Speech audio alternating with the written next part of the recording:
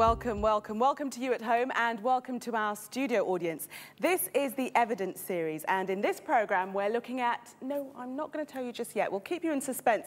But what I will tell you is that we have great discussion and brilliant music, as always, from Ken Burton and his band. Ken.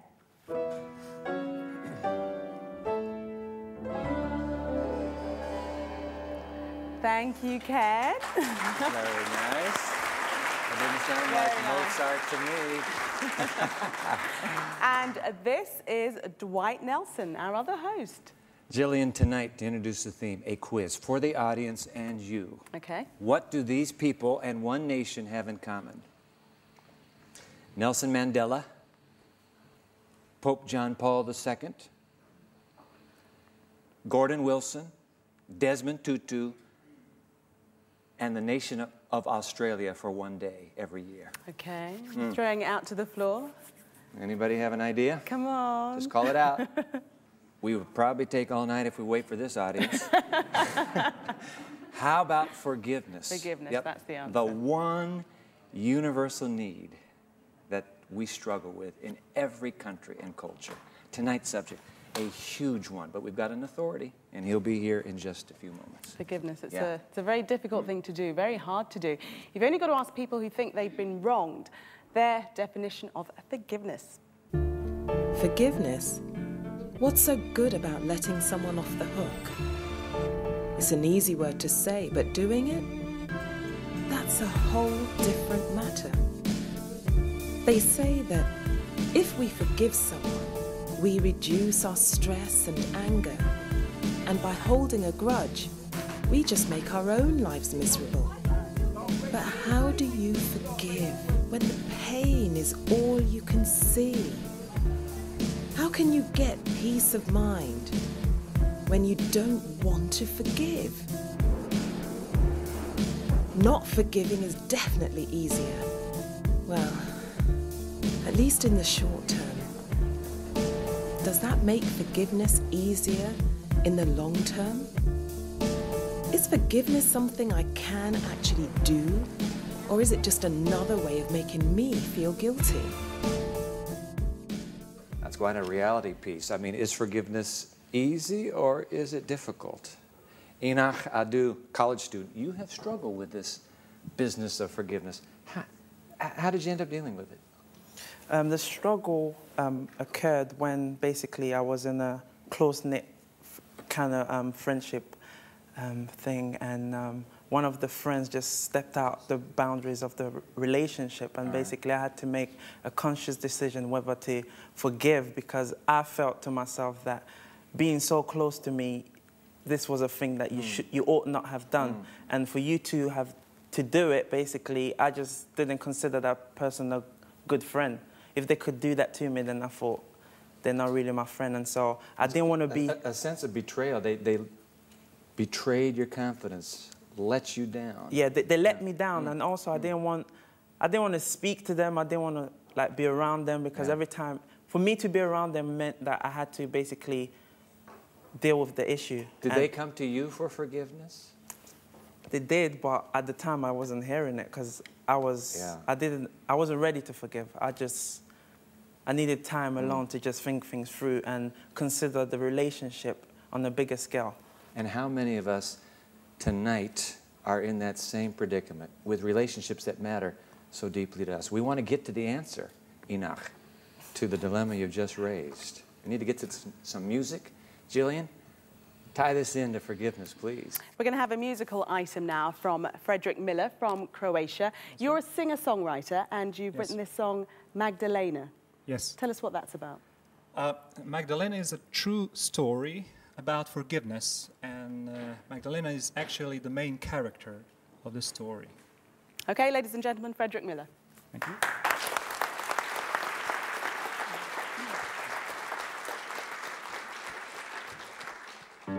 Sunset slowly settles in, starry lights abound. No one in the city is around. Someone's harp is whispering with a weeping sound, while the shadows dance on the ground. shadows of the candlelight on the bedroom door. There's a woman lying on the floor. She is selling herself tonight, as she's done before, selling her body, nothing more. The smell of bodies in the air, moving slowly everywhere, covering her tears of despair. There is no one in this place who's not spitting in her face, even those who paid her each embrace, looking at the sea through the blur. She yearns that God would speak to her. Magdalena, do you know my name? I saw your grief and tears, my heart felt the same. Magdalena, I'm so glad you came. I'll take away your sins, I'll remove your shame. Morning is a misery anytime when she's awake. To be awake is more than she can take. A crowd of people by the seas calling someone's name. She can see them through her window frame. And then she saw the healer looking at her eyes. She's gotta meet him, this she realized. Sobbing all along the way, she came there in dismay. Then she heard the words she recognized. Magdalena, do you know my name? I saw your grief and tears, my heart felt the same. Magdalena, I'm so glad you came. I'll take away your sins, I'll remove your shame. Like a broken trumpet rose, she had suffered many blows, but she was happy anyway. Recalling what she heard that day. Magdalena, do you know my name? I saw your grief and tears, my heart felt the same. Magdalena, I'm so glad you came. I'll take away your sins, I'll remove your shame. Magdalena, do you know my name? I saw your grief and tears, my heart that felt the same. Magdalena, I'm so glad you came. I'll take away your sins, I'll remove your shame. I'll take away your sins, I'll remove your shame. Magdalena, Magdalena, I'll remove your shame.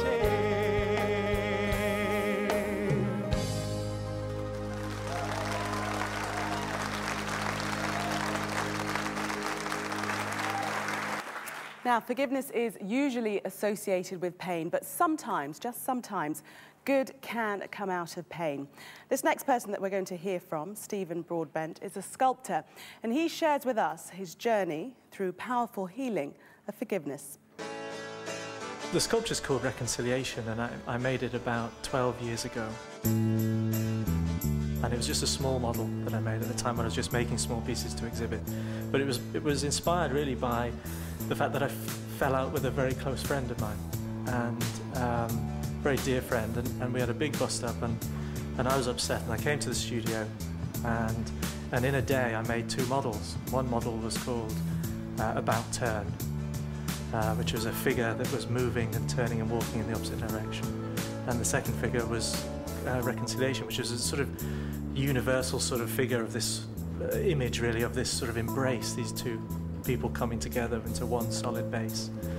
And really I wanted to put flesh on what I was feeling, make something that would express what I was feeling at that time, or what it would take for me to get right with that person again.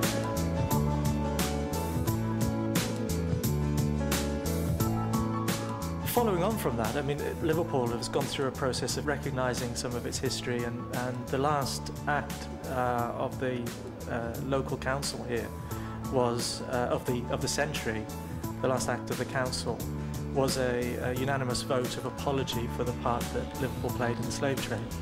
This project now is an attempt to really put some legs on that expression, really. And that actually travelling now to Richmond, being cast in bronze, and one of them is going to be put into the slave trail within Richmond, Virginia. One is going to go into the grounds of a centre for reconciliation in Cotonou, Benin. Stephen Broadbent there.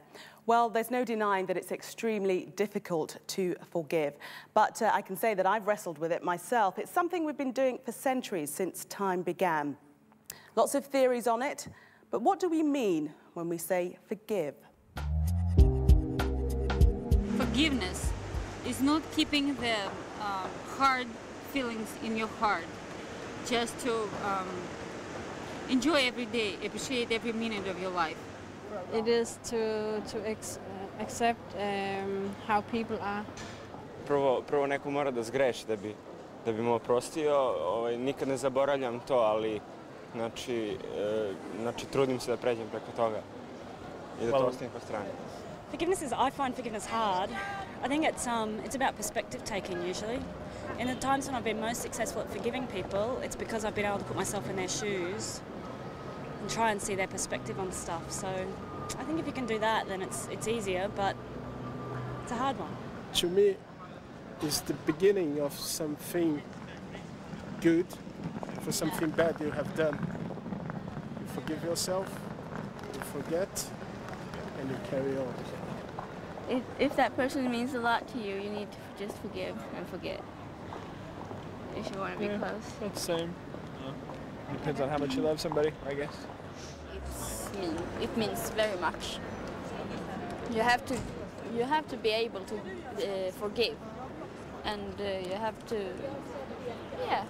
Because if you don't forgive, then I don't know, you can't live. It's just the time will be the best healer for things like these bad things. Time, just time, and be patient. Forget, let go. Yeah. Just to let go. Just get over it. So we've established that achieving forgiveness is extremely difficult, but there is a tremendous sense of release that comes with forgiving. What's the worst thing that anybody's ever done to you? Have you been able to forgive them? Well, Jo Tufnell's father was killed by an IRA bomber in Brighton. This is her story of her journey to forgiveness. My father was a Tory MP, Conservative MP, and he was attending the party political conference in Brighton in '84 in October. And on the second or third day there was a bomb that went off early in the morning, and he was killed, and my stepmother was injured, and there were 5 other people killed, and many, many injured. I heard the news, I was in London, and heard the news first thing in the morning there'd been a bomb, and after about 8 hours of waiting, heard that he was one of the bodies they'd found. Very soon after the bomb went off, I wanted to bring something positive out of the tragedy, out of the trauma, and somehow help bring peace. I felt like it was a choice I had. I could either stay a victim and become bitter and hardened, or go on a journey in which I would somehow bring something positive out of the terrible, terrible trauma.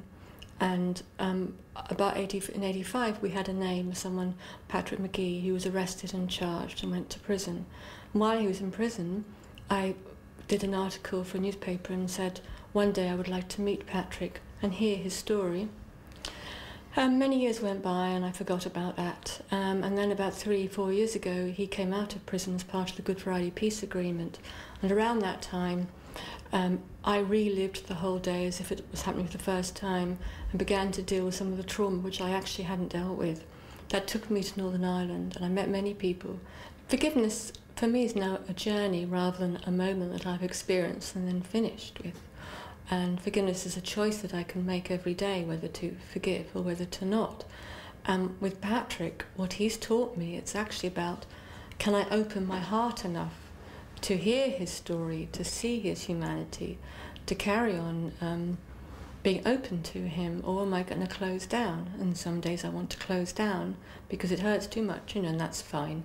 Patrick has come a long way from the moment he set up the bomb. He now feels that there was a terrible cost, a legacy of taking up violence, and part of that was he lost some of his humanity. He had to see my dad as a legitimate target in order to plant that bomb. He wasn't seeing real human beings. For me, that strategy involved totally causing my life to be in a million pieces. So, that still hurts that he feels it was a good strategy, it was a good bomb. For me, it was not a good bomb. But I can understand why he came to that place.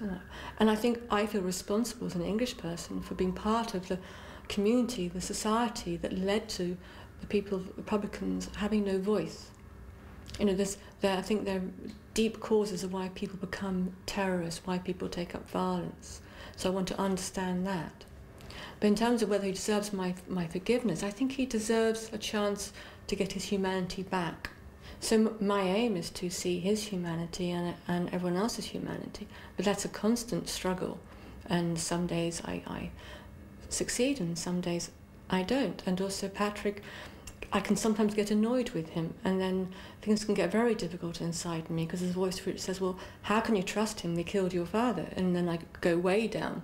So I have to constantly watch myself and always see that I am letting go of the part of me that wants to blame and understand him. But it's a lot of inner work that I'm doing. I do meet many people who are very surprised, and some people are angry about it and threatened, and some people are very surprised and say, well, I'm sure I couldn't do that. But actually, there's no way I can't do it, because I find it's actually transforming the pain and the grief that I felt that makes me do this. If I didn't do this, I'd be left with the difficult feelings. But it's the difficult feelings I have that I transform into this energy and passion to be part of a world where violence isn't seen as an acceptable solution.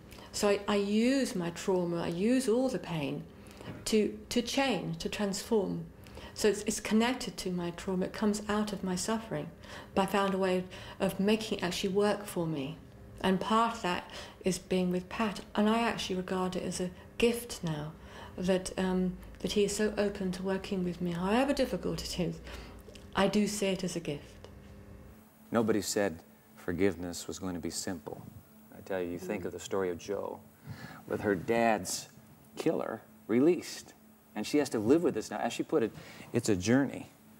And we are delighted to have with us today someone who knows about the forgiveness journey, freelance journalist, 8-book author Michael Henderson. Good to have you on The Evidence.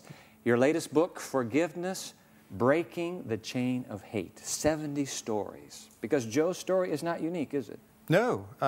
Unfortunately, we don't always get these stories in the media. Perhaps we're increasingly getting them. But that's why I write my books, to give people encouragement that this is a way they could go, and other people are doing it. Let's cut to the chase. Definition, forgiveness. Surrendering the right to get even. Deciding that your past experience, however horrible, is not going to determine your future. And a journey, as Jo said. Journey of a lifetime. Yeah. Now you take these stories, 70 of them that you've documented. Is there a common thread, Michael, that ties them all together? I suppose the one common thread is that each person there has been willing to start with themselves, rather than pointing the finger of blame or apportion blame. Either to start with themselves to put things right, or start with themselves to forgive. We're not dealing with huge bombing and murder issues every time, are we? No, sometimes it's very personal things that happen in your own community. I was just talking with Enoch a moment ago, and certainly in comparison, it seems rather a smaller issue, yet the same common thread. Yes. Yeah. Can we decide to forgive? Is it a conscious decision? I think it's a conscious decision, but some people can decide right at the beginning when they need to. Some people, as Joe says, are working their way through it, and it may even last a lifetime. And how should we feel if we're, sorry to cut you dry, how should we feel if we're not able to forgive, if we still have that resentment and we want revenge? Well, I don't think that we should ever judge other people, or I don't prescribe forgiveness to people. I give that as an option, but it's an entirely voluntary thing. I try to introduce people to other people who have forgiven, perhaps in circumstances as bad as theirs, which may encourage them to do so. Some people will decide to because of the motivation. They want to build a new Europe, build a new world, end a dispute in the office, deal with a problem with the neighbor. But not everybody's going to do it, and it's entirely a free will thing to do. Okay, now we're talking about it. So let's focus in. I bump into you, Michael Henderson, on the street. I say, oh, you're the man who wrote the book on forgiveness. I'm struggling to forgive someone. Would you tell me how to do it? What would you tell me? Well, I learned early on in life, and I learned this at a Center for Reconciliation in a place called Co in Switzerland, that God has a plan for the world, and if you want to find your part in that plan and take time in quiet, you may find it. What if I don't believe in God, though? It doesn't matter, because God, you may call it the inner voice, call it what you like, but there's something implanted in our hearts that can give us direction. So I would hope that perhaps a person would experiment with that idea of taking time in quiet. I would try and introduce that person to other people who've been through just as bad experiences. I might even give them something to read on the subject. Probably your book you'd recommend, would you? Well, that would be a delightful recommendation. But look, say the person that has wronged me is not caring that he has wronged me. Can I still forgive even though he or she is not repentant? If you want reconciliation, you need both repentance and forgiveness. But you can forgive without someone else repenting. You may not go on to reconciliation. You may not want to make that person your best friend. For instance, the Pope forgave the man who tried to assassinate him, but the man quite rightly stayed in prison. In other words, there's justice too. We mustn't forego justice. This is the trouble with the word sometimes. People think it's a soft approach, or someone's getting away with murder, when it's not that. Because in the end, the issue is something inside of me. That's right, yeah. Yes. And I can resolve that issue deep within inside of me. I think it's important to have the company you keep. I tell stories in my book about British ex-prisoners of war and the Japanese, some who forgive, some who don't. I think those who forgive actually get together with other people who've had the same terrible experiences, but encourage them in that forgiving. And so I think it's the company you keep that helps. Michael Henderson, thank you for calling us to break the chain of hate and holding up the high ideal of forgiveness. How about a warm thank you to Michael Henderson. God bless you. Thank you. Glad to have you.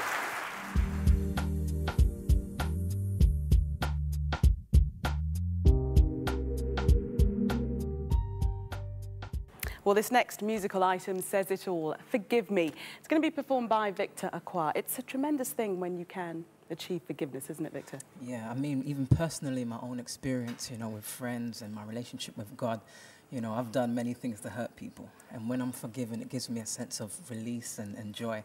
And so when I can extend that to others, it's just a great thing. Victor Acquah.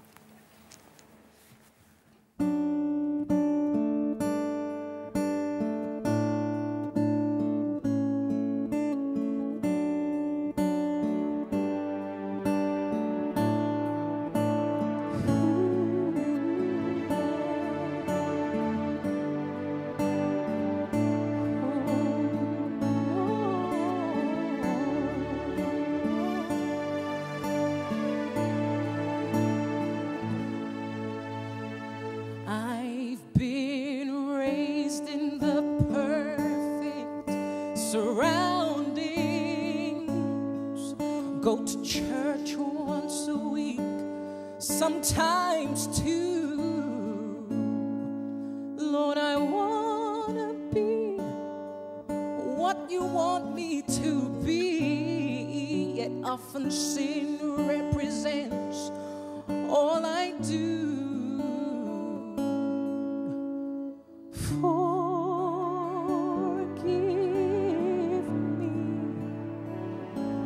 Once again,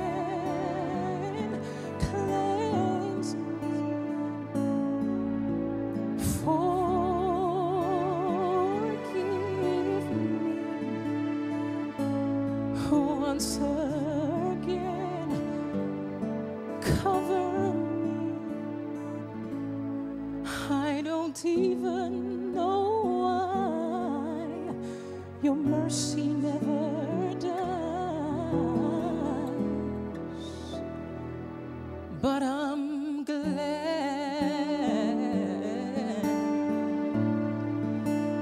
Oh, I'm glad.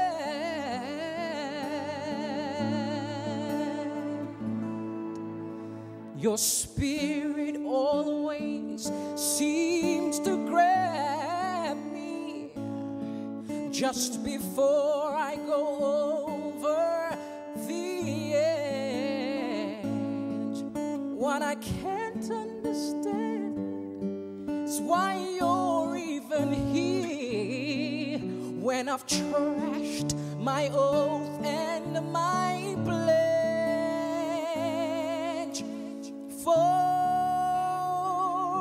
Forgive me, Lord, once again.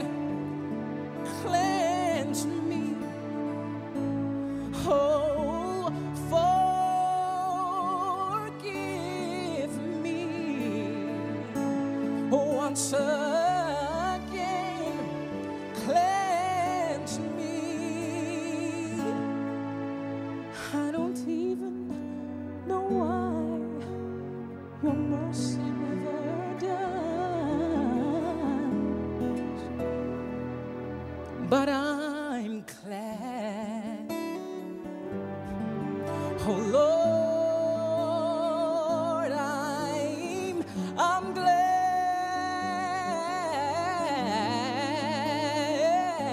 I'm glad. Oh yes, I'm glad.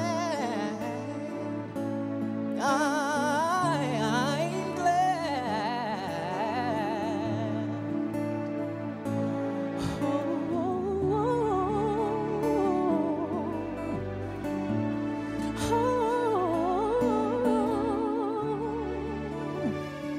Thank you, Lord. When I mess up, you're still there. You're still there to cleanse me, to wash me, to cover me.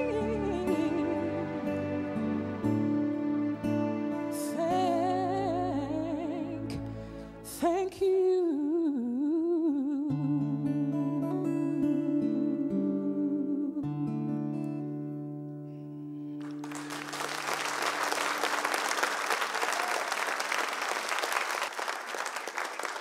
Thank you, Victor Aqua. What a moving plea for forgiveness. I read a very disturbing book written by Simon Wiesenthal. Maybe you've read the book, The Sunflower.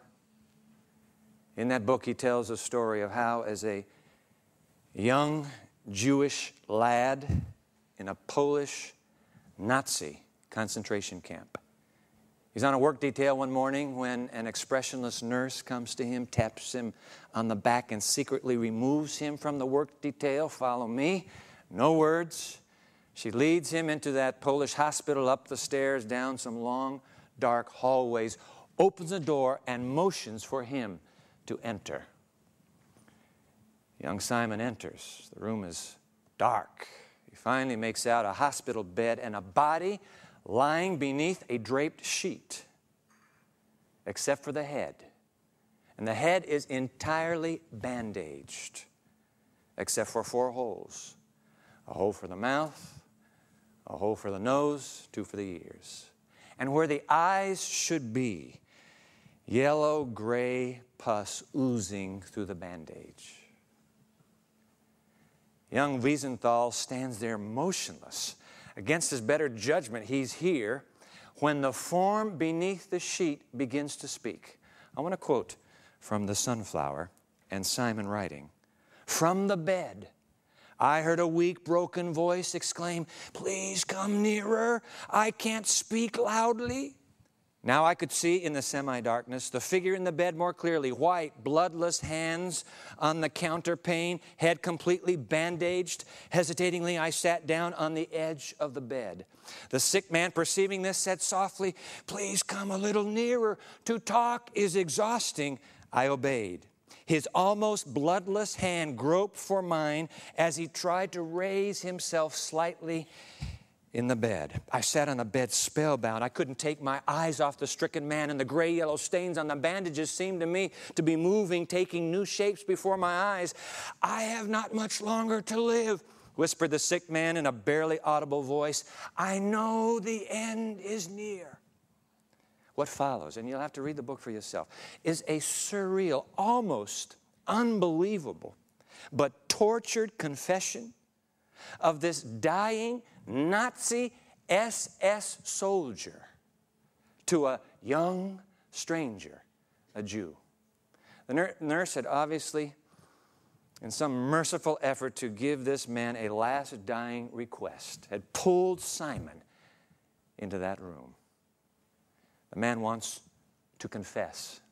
Turns out that before he was mortally injured, wounded on the Russian front, under the command, he made it clear, under the command of higher orders, he and his colleagues had gathered 150 to 200 Jews inside a vacant farmhouse, gassed it, grenaded it, torched it, and then stood there with a machine gun should anyone try to flee.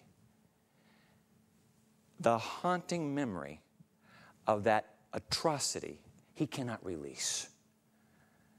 Now he dies, but he must confess. Wiesenthal quotes him. "I know what I have told you is terrible." This is an errant Christian Nazi soldier confessing now. "I know what I have told you is terrible. In the long nights while I have been waiting for death time and time again, I have longed to talk about it to a Jew and beg forgiveness from him. Only I didn't know whether there were any Jews left. I know that what I am asking is almost too much for you, but without your answer, I cannot die in peace. Will you forgive me?" The plea of the bandaged head. Wiesenthal writes, a battle raging inside of him. What a contrast between the glorious sunshine outside and the shadow of this bestial age here in the death chamber. I stood up and I looked in his direction at his folded hands. At last I made up my mind, and without a word, I left the room. What would you have done? 25 years later, Simon Wiesenthal, still haunted by that confession and his decision not to forgive, who obviously miraculously survived the Holocaust, though he lost 86 family members and loved ones to the Holocaust. He writes the book Sunflower, and he ends the narrative with these words: "You who have just read this sad and tragic episode in my life can mentally change places with me and ask yourself the crucial question, what would I have done?" What would you have done? What would I have done? For the next few moments, I want to cogitate with you on this almost inexplicable human reality called forgiveness. I mean, where does forgiveness come from? We've heard the stories in our session today. Moving stories, but where did it come from? This gift of forgiveness. Is it something that is innate in our human psyche? Do we have a capacity for it? Or has it come from externally? And if so, how? If so, where? I want to right here at the outset raise some serious questions about certain aspects of modern science. I've done so before. I want to assure you again, I am thoroughly in gratitude to the advances of human science. I have some very dear friends who are scientists at the university where I work. But I'm raising questions about science's premise, its naturalistic premise, that all of our emotions, all of our passions, all of our desires, all of our love is somehow through the quarks and carbon and chemicals of life one day just became us. I really struggle because where Where in that great cosmic soup does forgiveness boil to the surface? How did we get forgiveness? Where's it come from? I want to put some faces on the screen. Take a look at these faces. You may not know these names. Every one of these is a forgiver. You see the face of the woman in the corner, Abigail, whose daughter was brutally murdered? How could she forgive and then visit and become friends with the man who murdered her daughter? You see a face up there, Gordon Wilson. You know Gordon Wilson, don't you? Whose daughter was killed by an IRA blast in Belfast. You remember that story. How did he come to the place where he could forgive those murderers of the terrible deed? And what about the Pope, John Paul II? How did he find forgiveness for Muhammad Ali Agha for shooting him? Where did this forgiveness come from? Let's face it, ladies and gentlemen, forgiveness does not make sense. It's not logical. It's not natural. Is it natural for us? Well, I don't think it's natural. Somehow something wells up within us. And I like how Michael Henderson put it a moment ago. I don't know what you want to call it, the inner voice. Call it what you want. But something comes inside of you and says, you have got to forgive. You can't hold on to that bitterness. That anger will destroy you, sir. Please. Where does it come from? You know, I suppose our natural human longing, justice. You believe in justice? Give me justice. Give me vengeance. Give me retribution. I want to settle the score. That would seem to be the most natural of our human quest. And so you enter forgiveness into our life stories. It seems something even higher, doesn't it? Higher than justice itself. Where in the face of justice, you're still willing to forgive. I mean, I'm still thinking about Joe. You saw Joe up here? Joe, who says, my father's murderer, released by the government, and I now live on a journey to forgive. Where does it come from? Dog eat dog, that's what Charles Darwin said. Rex Tyrannosaurus eat Rex Tyrannosaurus. Where does forgiveness come in Darwin's world and paradigm? That's a fair question, very fair question. And by the way, isn't this amazing? We not only receive forgiveness, where did we get this notion that we could actually ask for forgiveness? I want to read a statement to you that is a request, an official government request for forgiveness after the collapse of the Berlin Wall, but before the unification of Germany, all right? The newly formed East German government, in its first official act, I'm going to put the words on the screen for you. This is what they voted. We, the first freely elected parliament of the GDR, on behalf of the citizens of this land, admit responsibility for the humiliation, expulsion, and murder of Jewish men, women, and children. We feel sorrow and shame and acknowledge this burden on German history. We ask all the Jews of the world to forgive us. End quote. I say, wow. Because if you believe that forgiveness simply oozed its way to the primordial surface once upon a time, would it result in asking for forgiveness by a government? We're thinking forgiveness, ladies and gentlemen. I want to read to you, exploring as you and I are where the source of forgiveness might be. I want to read to you a quotation from someone you should know very, very well if you live in this region. In fact, my guest house, right across from the guest house where I'm staying, is a beautiful little meadow with his name on it. The road in front of the guest house, a lovely British English road, it has his name on it. This afternoon, I went to the oldest building in Binfield, which happens to be the All Saints Church, and he sang as a choir boy in that church. Do you know of whom I speak? I speak of Alexander Pope. Thank you, Alexander Pope. He spoke this line, wrote it. I'm going to put it on the screen. For the next few moments, I want to take that line apart with you. Do you remember this line? Of course you do. To err, that means to blow it, all right? To err is human. To forgive, divine. Alexander Pope, your own native son, right here on the outskirts of London. Alexander Pope. Let's take a closer look at that phrase.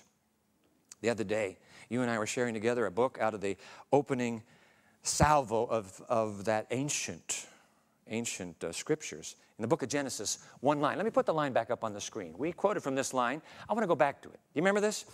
How's that line go? In the book of Genesis, so God created man in his own image. In the image of God, he created him. Male and female, he created them. Ladies and gentlemen, I want to remind you again that single line comes heavy laden with some powerful implications, because that line is suggesting that if the human race has come from the hands of an external designer and creator, according to this account of origins, we, men and women, have somehow imprinted in us the very character, the image of that creator. An image, a character, a source of origin that is in radical contrast to Darwin's paradigm. Now, here's my point.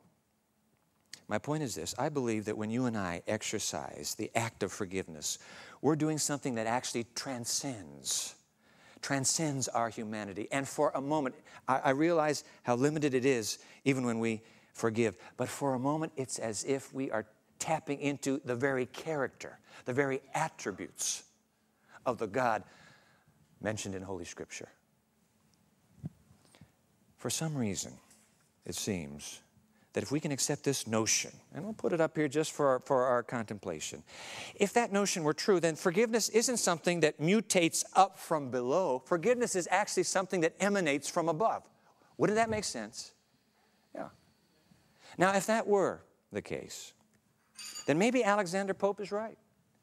Your son.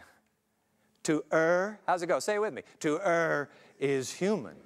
To forgive divine. A great man from your village made that confession. Maybe he's right. And if it's true that forgiveness is from God, and if by forgiving we somehow are drawn into this attribute of the divine, then what is it that the divine forgives? I want you to, for a moment, think of everything that's gone wrong on this planet in the last 24 hours. What's taken place? There's been crime. There have been robberies. There have been murders. There have been rapes. There is a war still going on. All of that evil. There's no way you and I can possibly get our minds around that extent of evil. I mean, it's like that old song, you got your troubles, I've got mine. How am I supposed to figure out the woes of an entire civilization? And yet, if that little ancient line is true, there must be somebody in this universe who carries all of that upon his mind, upon his heart. What does the divine forgive? All of it? And the moment you introduce forgiveness with the concept of God, we need to quickly note that the same ancient book suggests that this God who has created man and woman also loves the entire human family, the entire civilization. The moment you start speaking of love and a love for the entire children of this earth, suddenly forgiveness comes into even sharper focus. Hey, look, why did the SS officer request a Jew? Why didn't he say, do you have an Anglican nearby? Why didn't he say, bring me an Episcopalian, bring me a Muslim? Why did he ask a Jew for a Jew? Because Simon Wiesenthal was a representative of the Jewish people. They were his own flesh and blood. They were his very identity. When someone wrongs a child on this planet, could it be there is someone else in the universe that says, hey, wait a minute. Do you understand? This child is mine. You, in touching the child, you have touched me. I want to tell you something. If somebody comes to me and says, you know, Dwight, I just slapped the neighbor's little girl. I said, well, you shouldn't do that. Why would you slap the neighbor's little girl? If that same someone comes to me and says, Dwight, I need to ask forgiveness because I just slapped your little girl. Whoa, you have just changed the playing field. Why? Because you've touched somebody that is part of me. So when you're talking about God and all the evil on this planet, any child you touch, you're touching the creator of that child. Yeah. So forgiveness, if we're not going to be totally comfortable with the naturalistic explanation that it just, well, you know what forgiveness is? It's just a few of those hormones that get mixed up together and voila, you do it. If you are not willing to satisfy yourself with that definition, I want to tell you something, ladies and gentlemen, there is only one other alternative. There is not a third world view. There's only one other paradigm. That ancient book that speaks of a creator, a master designer who has imprinted his very character into the human psyche. That book needs to be rather carefully examined, because if God is the source of forgiveness, and He's willing to forgive anything and everything, whoa, I want to revisit. I'd like to revisit that whole theme. When I forgive, could it be that in a small way, a very small way, I might be reflecting the very attribute of God Himself?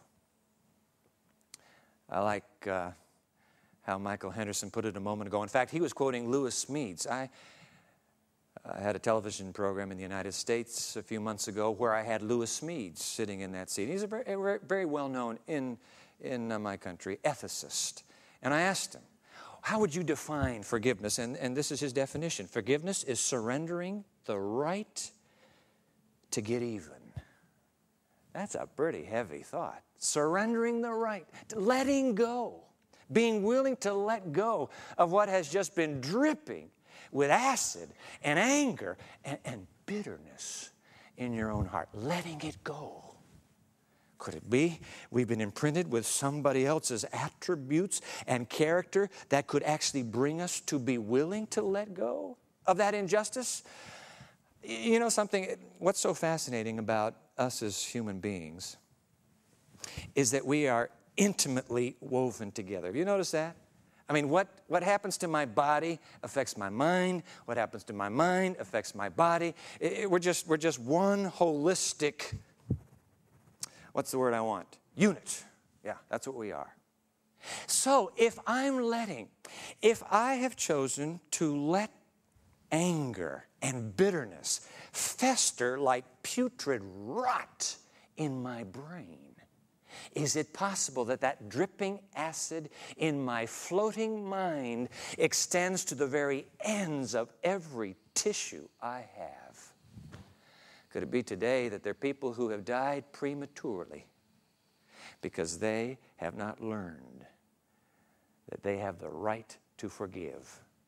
They have the right to let it go. Forgiveness. I'm telling you, ladies and gentlemen, we're not just dealing with some little namby-pamby optional choice for the human race. We're dealing with the very core essence of survival. I said that a moment ago when Jillian and I were sitting up here together. Forgiveness, obviously, is not easy. I mean, you look what Job went through. And you know, Enoch had to wrestle with the very same issue. Will I forgive this person who betrayed me in my inner circle? This isn't an IRA bombing, but it's just as significant to Enoch. Nobody said forgiveness is easy. In fact, you know what? It is impossible for forgiveness to be easy. Let me put the words. If forgiveness were easy, by the way, this French philosopher would be absolutely right. Let me put his words up on the screen here. Herbert Marcuse once said, one cannot and should not go around, I'm thankful for this counsel, one cannot and should not go around happily killing and torturing. And then when the moment has come, simply ask and receive forgiveness. You can't trivialize forgiveness, ladies and gentlemen. If you owe somebody forgiveness, I'm not making light of it, it's not going to be easy.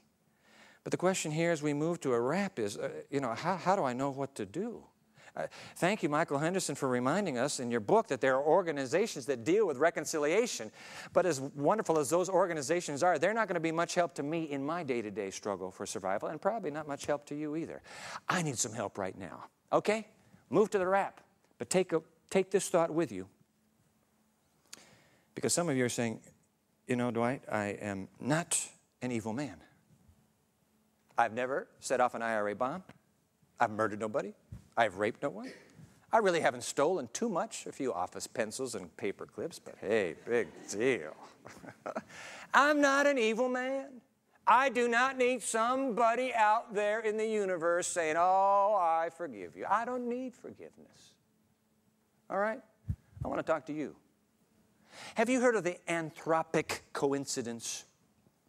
Anthropic. Let's put it on the screen. Anthropic. It's from the Greek word anthropos. It means man.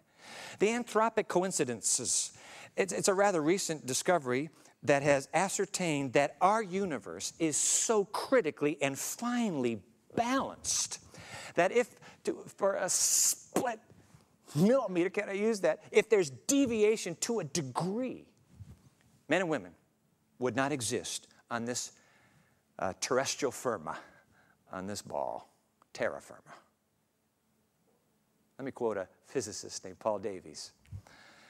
Here's what he's talking about. Had the Big Bang been weaker, talking about the law of gravity, if it had been stronger or weaker, had the Big Bang, it's on the screen, been weaker, the cosmos would have soon fallen back on itself in a big crunch. On the other hand, had it grown stronger, the cosmic material would have dispersed so rapidly that the galaxies wouldn't have formed. Either way, the structure of the universe seems to depend very sensitively on the precise matching of explosive vigor to gravitating power. How precisely is it matched, Dr. Davies? Let me put the number on the screen. Take a look at this.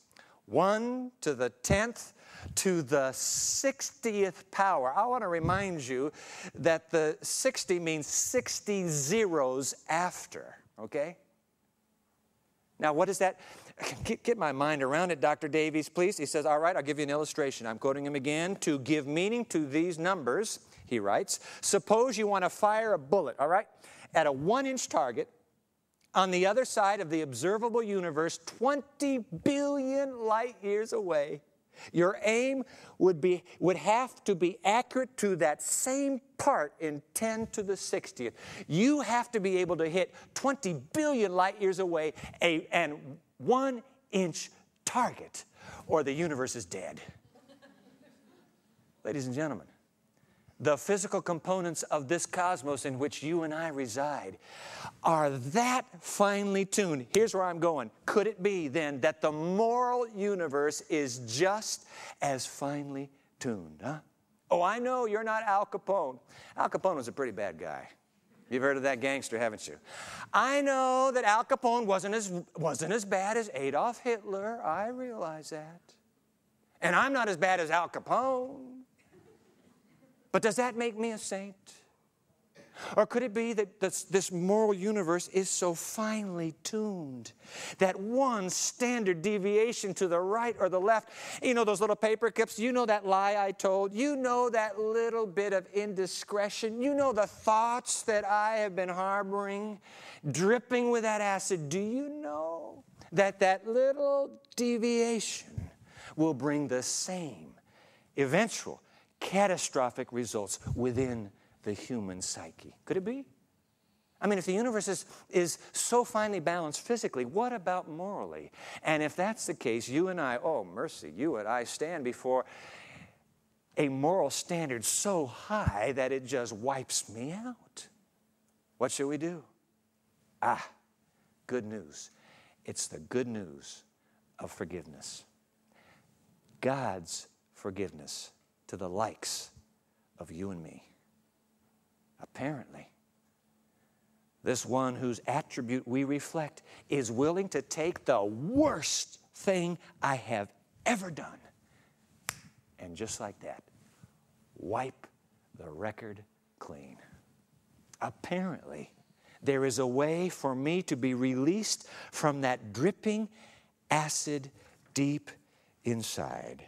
God, the God I speak of, is a forgiving God. And because He is, whatever you have done, the tweaking of your conscience even, He says, I'll take care of it. I will forgive you. Ladies and gentlemen, that's phenomenal. I can't turn to the primordial ooze to get forgiveness. But apparently there is somewhere I can turn and be released. All that acid bled from my system, so that with joy and with peace and with new reason to live, I can experience forgiveness in my personal life. Whoa, that seems to me to be an incredible, incredible gift. But, I say this with my last breath, but there is only one other human experience that I know of that is quite like it. For you see, the joy of being forgiven is only matched by the joy of forgiving. And it may be that right now there is somebody in your life that needs to be forgiven. They may never come to you, sir, and ask you, or say, I'm sorry, and ask for your forgiveness. You hold it in your hands to set them free and set yourself free just by saying, okay, I'm willing. I will forgive you. I release the anger. I release you. Ladies and gentlemen, this universe wired, is it, by one who has given the gift? I can't think of a more critical reason, therefore, to ask for that gift, the gift of forgiveness.